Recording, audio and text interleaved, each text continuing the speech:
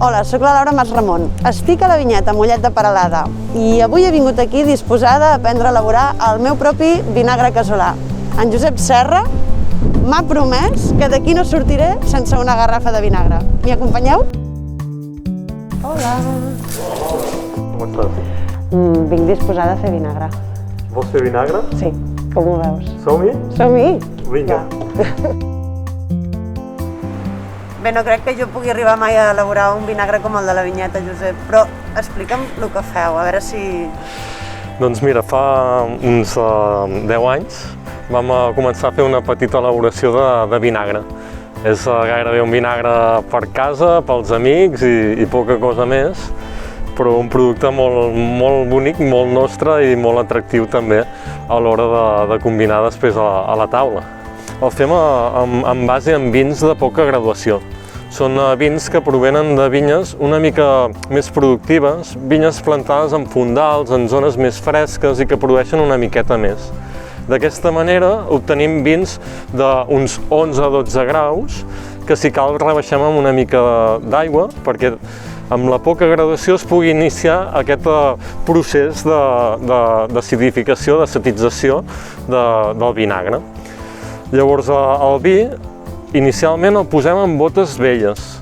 Són botes que hem utilitzat prèviament per envellir els nostres vins i en allà hi deixem una bona càmera d'aire perquè els bacteris que ens faran el vinagre necessiten oxigen.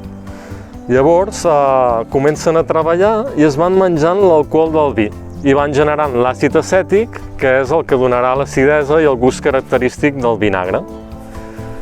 A les botes s'hi poden estar molts anys. El vinagre es fa en uns pocs mesos, però com més temps li deixis, més bo serà el vinagre. Nosaltres li deixem uns 4 o 5 anys. I un cop s'ha fet pròpiament el vinagre, llavors el passem en aquestes damajuanes de vidre, que aquí és on s'acaba de completar el procés d'envelliment. Mira, Laura, t'entrego aquesta ampolleta. Veus, això és el vinagre, però amb el més important de tot, amb la mare. Veus aquesta mica de tel que es forma? Sí. Això és el que apareix a les botes quan el vi està en contacte amb l'aire. Són els bacteris que es cruspeixen l'alcohol per fer el vinagre. Perfecte. Això és el que després a casa ens ajudarà a tenir el nostre propi producte. Així anirà molt més ràpid. I tant. Va, gràcies.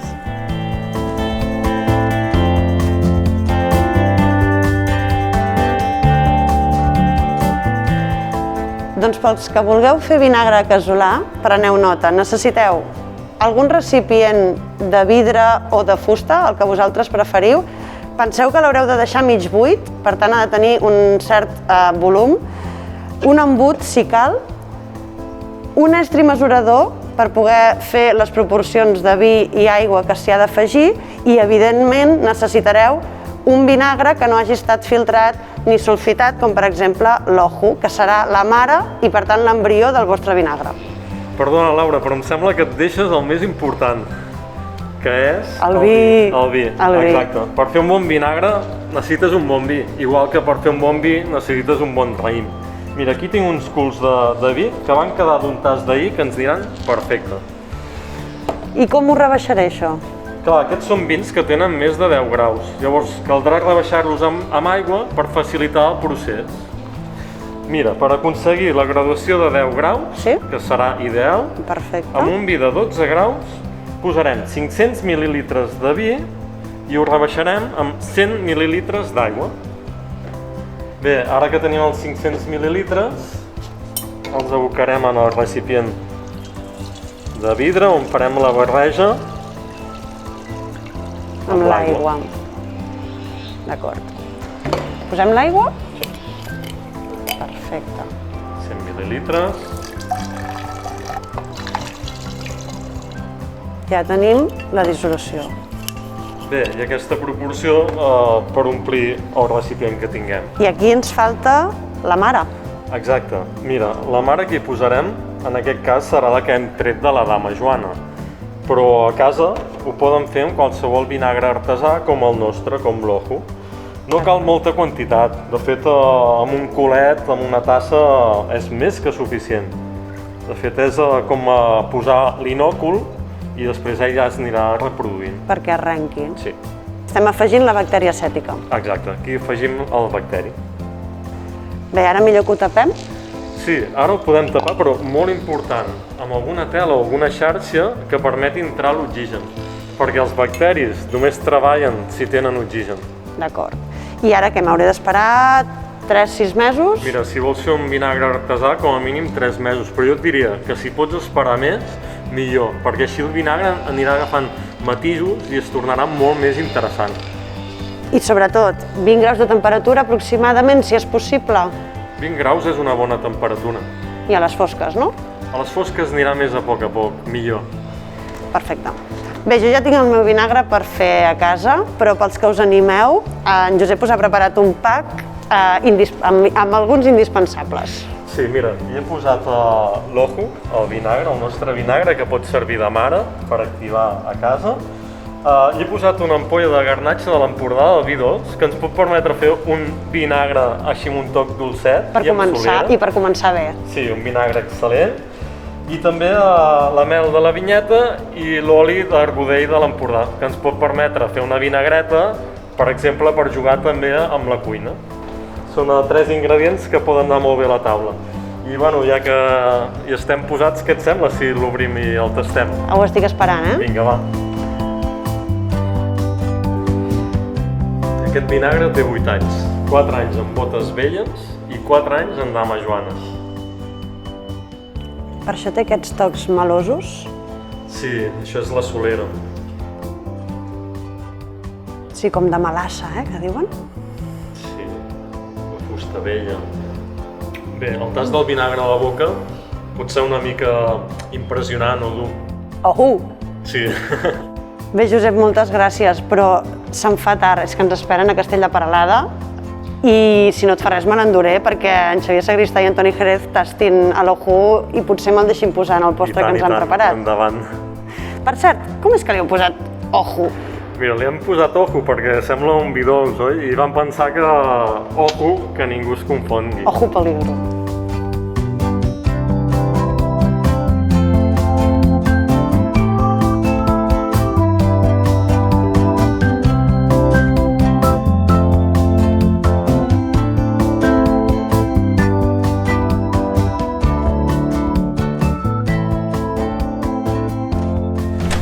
Laura, benvinguda al Castell Peralada. Hola, Toni. Endavant. Què tal? Molt bé, molt contents de tenir-te aquí. Igualment. Què ens portes? Ai, és que com que venim a fer un postre, he dut aquestes 2 cosetes. Ingredients principals del postre que farem. Ja veuràs que maco. Endavant. Us volíem presentar un postre que fem dedicat al vi Finca Malaveïna. Tots els aromes i sabors que ens dona aquest vi els hem traslladat en un postre, que el Javi ens explicarà tots els ingredients. I una de les coses que té és que el vinagre forma part d'aquest postre, però d'una part molt important, perquè ens dona una acidesa i una frescor al postre extraordinari. Que original. Quins ingredients, Javi? Doncs mira, tenim una sorra de xocolata, un pa de pessic que ho fem al moment al microones, tenim un gel de violeta, una gelatina de mel, unes pedres de xocolata fumada, a l'aire de vinagre, molt important, i un sorbet de fruits negres. Els aromes que ens dona el vi, per exemple, els fruits negres, ens dona un toc dolç de mel, la xocolata que trobem, potser és la mateixa fusta que dona aquests aromes de xocolata, o la violeta, doncs mira, formen part d'aquest postre, no? Bueno, comencem a muntar el postre, comencem amb la sorra de xocolata, que ho fem amb maltodextrina, xocolata i una mica de sal. Continuem amb la gelatina de mel. Posem 3 trossos de la gelatina. Continuem amb el pa de pessic, que ho fem al microones. Posem 3 trossos. El pa de pessic és fet amb el vi, no? Amb el vi de la maïna, que ho reduïm una mica per concentrar els aromes. Fantàstic. És un borratxo. Sí, seria un borratxo, l'únic que no és humit. No, un borratxo elegant, diguéssim, no? Sí. Molt ben vestit. Bueno, i després continuaríem amb el gel de violeta. Posaríem uns puntets per tindre uns tocs florals. Bueno, doncs ara continuem amb les pedres aquestes de xocolata fumada, que el que fem una trufa de xocolata, una ganache, i ho fiquem en un motlle, ho congelem per després poder-ho banyar amb manteca de cacau i colorant per donar-li aquest efecte com de pedra. De pedra, és l'element del terroir. Exacte. I ara, doncs, bueno, acabarem amb l'aire de vinagre, molt important. Posarem una miqueta aquí per donar-li el toc aquest d'acidesa. Frescor. Sí. Frescor. I, per últim, posarem una canel del sorbet de fruits negres. I ja està, ja ho tindríem. Que bo, que bo! Bueno, i teniu de fer-ho a casa, intentar fer-ho a casa. Un pa de pessic, amb una mica de xocolata... Sí, clar, un crumble de xocolata, un pa de pessic i emborratxem amb una mica de vi. Clar, En comptes de fer un sorbet, que potser per casa és més complicat, podem fer un granitzat partint d'un colís de fruits negres amb una mica de vinagre, ho congelem i amb un ratllador que tothom té a casa, doncs, podem ratllar per sobre. O un gelat que tinguem. O un gelat, exacte, i les pedres doncs, fer una trufa normal i corrent Per exemple. i ja està. Què millor que acompanyar-ho amb el mateix vi, amb el finca malaveïna. Això és important. Explosiu. I a més molt trencador, no? Vull dir, trencant una mica el fet de que el vinagre i el vi no puguin estar junts, sí que poden estar junts. Al contrari, es poden potenciar l'un a l'altre. Laura, l'has de tastar. Home, no esperava menys,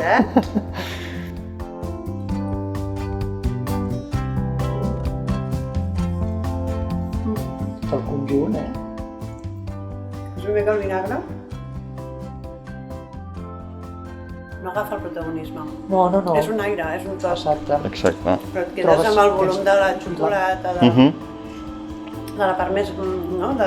Més dolça i més greixosa. Exacte. I després l'altre puja com un aroma. Els fruits vermells, la mel i el vinagre és la part més aèria. Molt xulo. Gràcies. Felicitats, Gràcies. M'ho deixaràs tastar amb el vi, o no? Oh, i tant! Endavant. A veure... Maridat un postre amb un vinagre, aquí trencant molles, Trencant molles. Un postre de vinagre, maridat amb vinagre.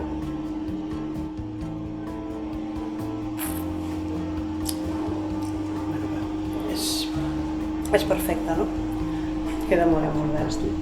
La part amarga, inclús la xocolata, amb l'envelliment del vi que li dona aquest mateix salivar pel final del paladar.